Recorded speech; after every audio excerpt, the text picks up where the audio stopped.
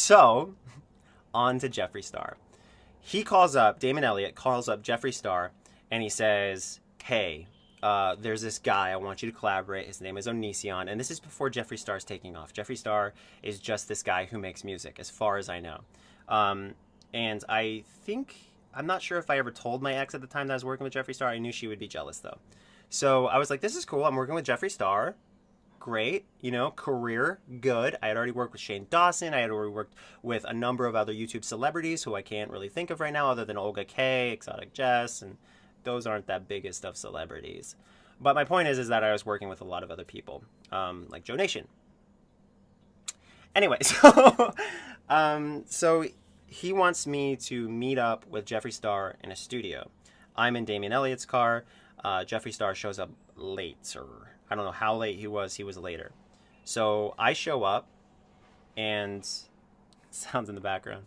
By the way, there's still no nothing I'm reading off, no fake apology or anything like some other people have given, apparently. Okay, so I show up, and I'm waiting in this room, right? This studio. It has like you walk in the room, and to the left, there's this glass wall. It's soundproof wall, glass down this, so I guess you can record and look at the person you're recording with or whatever, and then there's the computers or the panels or whatever over here. So there's this little miniature stage. It's not like a stage, it's just like a lifted ground. I think that's where all the cables are connecting underneath to go into another room, which is also more equipment.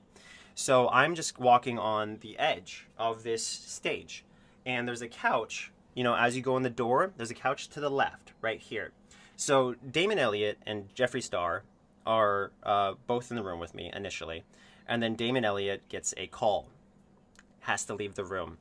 There's, the moment we walk into the room, and this is why I told you a whole pot story, there's a pot smell.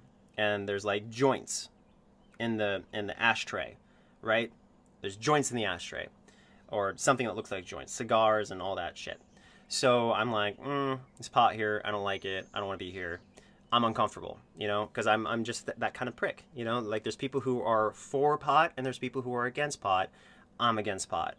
You can smoke it. I voted for you guys to smoke it. I voted for it to be legal and everything, but I just don't want to be subjected to it, like I just don't want to be around it. And I think that's every person's right. If you don't like the smell of something, like I can't control what I like the smell of. It's like if someone farts around you. You don't want to be around people who are farting. Hope you can understand that. Anyway, as I was saying, so I walk in this room, and Jeffree Star, Damon Elliott come in. Damon gets a call and leaves me alone with Jeffree Star.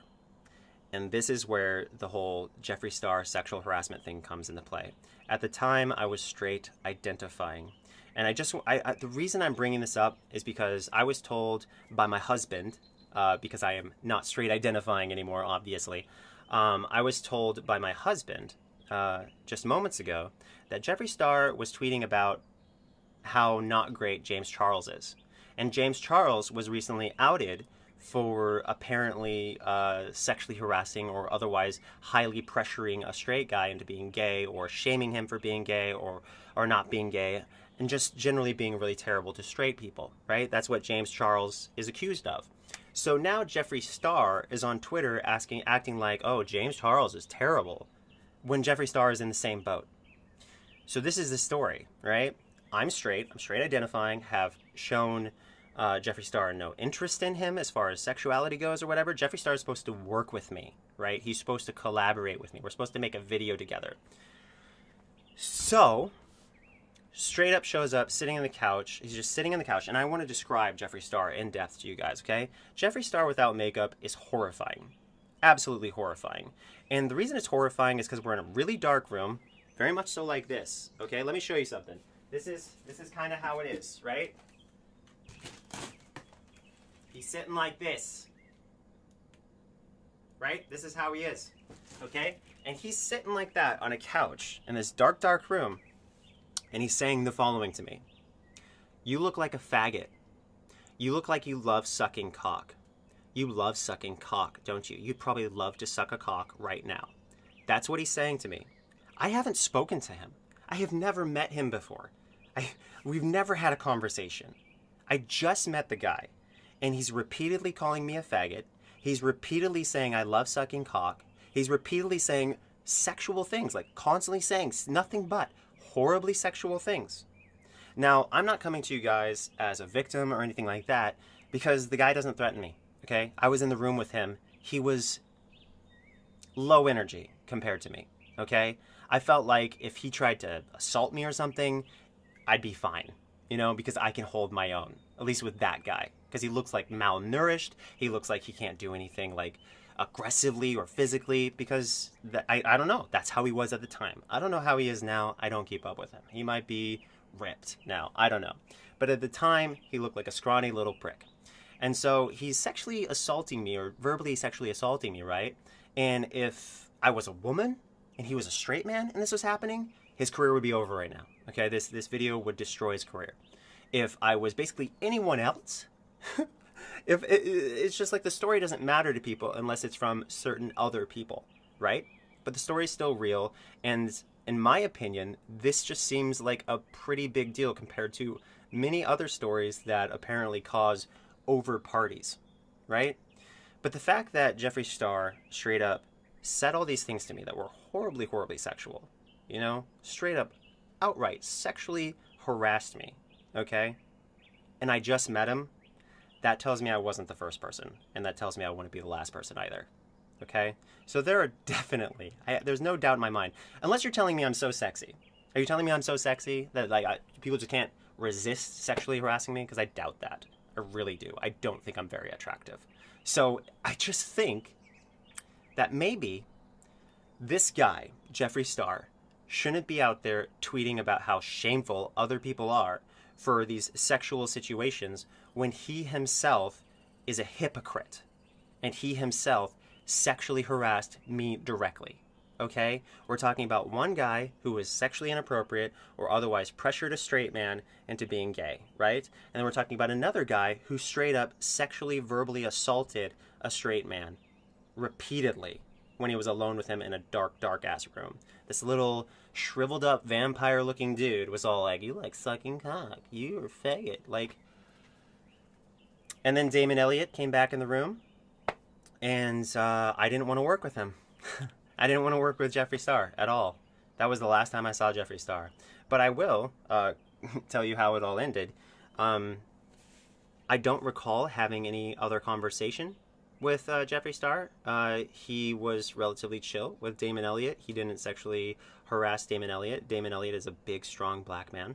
He's an impressive man. Yeah, and there wasn't much more to it.